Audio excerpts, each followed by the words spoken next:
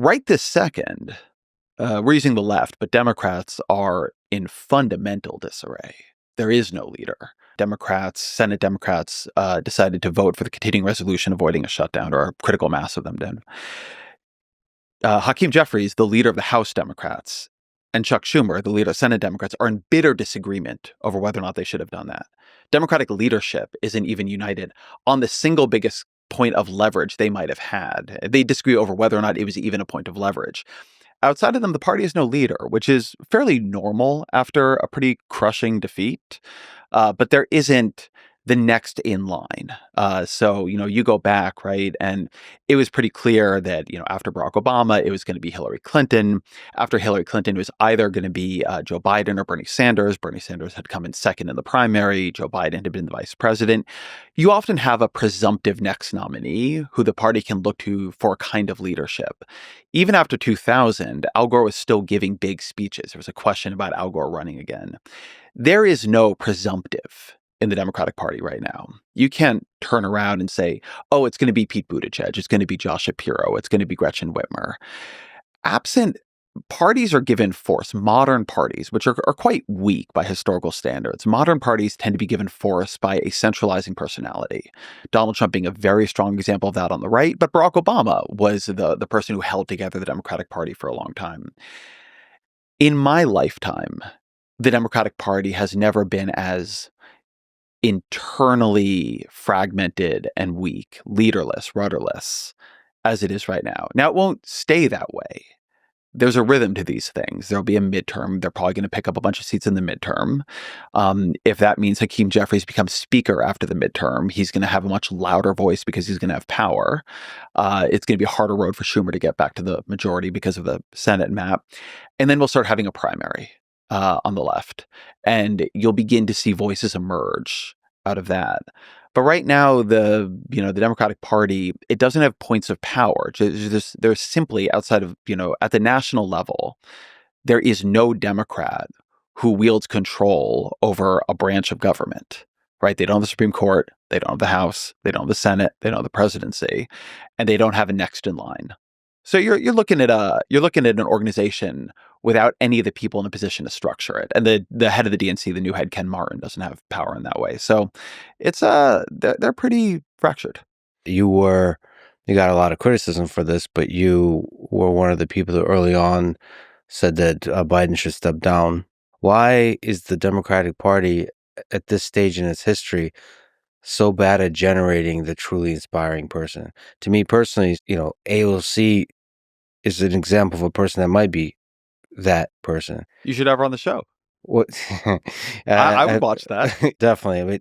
But, I really try to, and we'll talk about this, I try to do like 2-3 hours, and there's a hesitancy on the left, especially to do these kinds of long programs. I think it's a trust issue. I'm not exactly sure what it is. 80% of the people on the show are left wing. I'm pretty good faith, and I try to bring out the best in people. Have you invited her? Is that what you're saying? Yeah. Well, we'll see what happens when people get closer to 2028.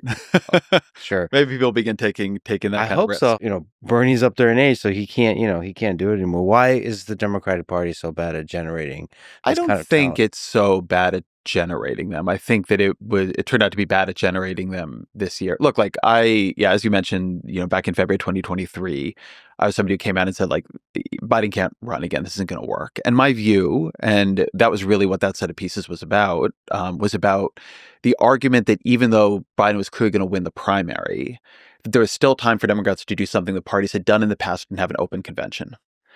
And you could structure the lead up to an open convention in a number of different ways, right? You could have something like a mini primary, but basically you'd have Democrats out in the media, out giving speeches, and their ultimate audience would be the delegates at the Democratic National Convention. And my hope was through that you would find the person for this moment.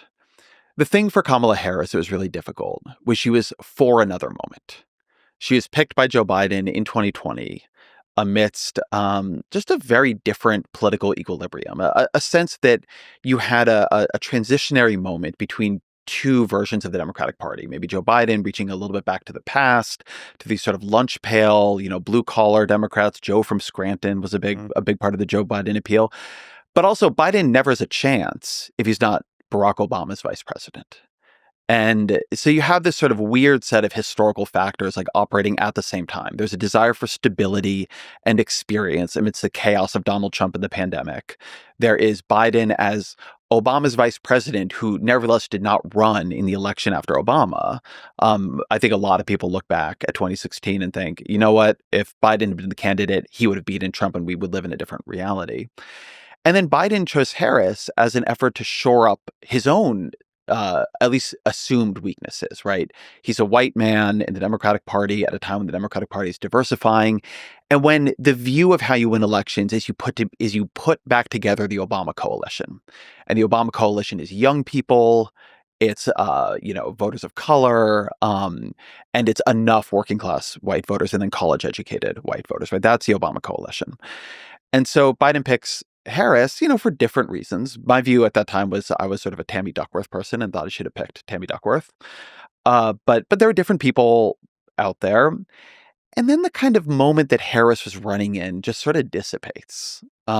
First, she has a particular background from California where she's a tough on crime. Her book is called Smart on Crime Prosecutor. But she runs in the Democratic Party at a time when it's turned on that kind of politics.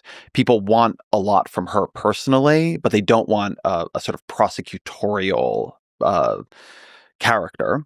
So she sort of abandons that and never, I think, really finds another political identity, certainly before she begins running, in 2024 that works. But she's a talented debater. She's a very talented performer on the stump, but she doesn't really have a theory of politics and policy that she's identified with. But she's a way for Biden to signal that he understands that him being, in 2020, a 78-year-old white guy, he understands the future is not him, or at least not just him. And he's sort of trying to make a coalitional pick that speaks to his own, potential weaknesses. I think by 2024, you have two problems, right? Once he only steps down, what is it, June? Like they are weeks from the DNC. They don't have time anymore for an open convention. You now have the Biden administration is very unpopular for a number of reasons, but particularly inflation and cost of living. So now you have Kamala Harris running with the sort of anvil of being associated. I mean, it's a Biden-Harris administration. She doesn't really have a lane on cost of living. It's not something she's known for working on in the Senate. It's not something she has a bunch of great ideas about, not something she's great at talking about. It's probably not the candidate you would pick for a cost of living election. And she's had no time to build that out, right? Maybe if she had been running in a primary for, a year and a half, having to fend off Elizabeth Warren and Bernie Sanders and Pete Buttigieg and whomever else, she either would have figured out how to do it, right? Primaries are periods of education and learning for the candidates too, or they would have found somebody else who could do it. But she doesn't get any of that, right? She's thrown into the game with 3 months to go. So they picked the candidate in 2020 who won. Whether you think Biden's inspiring or not, he was a reasonable pick for that moment. He should have never run for a second term, and he sort of implied to a lot of people that he wouldn't.